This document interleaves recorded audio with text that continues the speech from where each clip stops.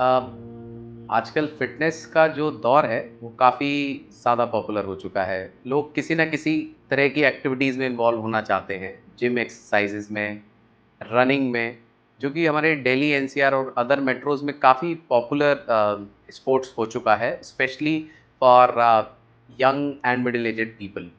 People are very fond of running long distances. तो obvious सी बात है, जब लंबे डिस्टेंस पे रन किया जाता है और रेगुलर रन किया जाता है, तो उसमें इंजरीज होना, प्रॉब्लम्स होना भी बहुत ही कॉमन है। तो आज के इस वीडियो में हम डिस्कस करते हैं कि रनिंग के साथ क्या क्या प्रॉब्लम्स आ सकती है, या रनर्स किन समस्याओं के कारण लंबे डिस्टेंस या तेज नहीं दौड़ पाते हैं।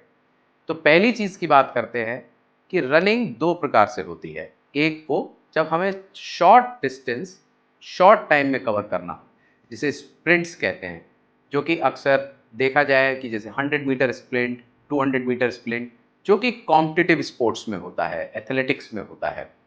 दूसरा होता है लॉन्ग डिस्टेंस रनिंग, जो कि रिक्रिएशनल रनिंग है, जो कि नॉन एथलेटिक पॉपुलेशन में पॉपुलर स्पोर्ट्स है। हाफ मैराथन दौड़ना, फुल मैराथन दौड़ना। अब दोनों ही स्पोर्ट्स में इंजरीज का पैटर्न भी डिफरेंट होता है। जैसे एथलेटिक्स में होने वाली इंजरी अक्सर ओवर यूज की वजह से, यानी कि छोटे समय में ज़्यादा मसल्स को, टेंडन्स को इस्तेमाल करने की वजह से होती है।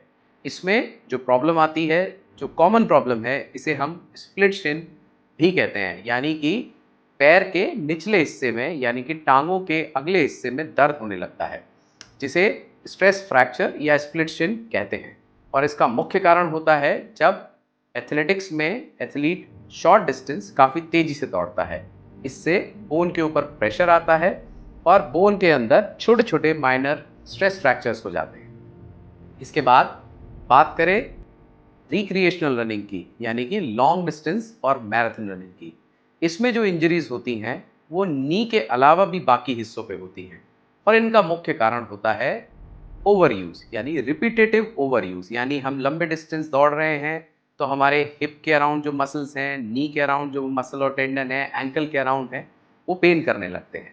कुछ कॉमन प्रॉब्लम्स जैसे पटेला यानी नी कैप बोन के अगले हिस्से पे दर्द का होना, जिसे पटेलर टेंडिनाइटिस कहते हैं। एंकल के अराउंड हील पे पेन होना, जिसे एक्लिस टेंडिनाइटिस या प्लांटर फेशियाटिस कहते हैं। और इसके साथ ही हिप जॉइंट के अराउंड पेन होना, जिसे बर्साइटिस कहते हैं। तो ये कुछ कॉमन प्रॉब्लम्स हैं जो कि मैराथन रनिंग के साथ होती हैं। अब बात करते हैं कि इनसे बचा कैसे जा सकता है। तो सबसे इंपॉर्टेंट है कि हमें हमारी रनिंग के साथ में मसल स्ट्रेंथनिंग एक्सरसाइजेस भी रेगुलरली करनी चाहिए।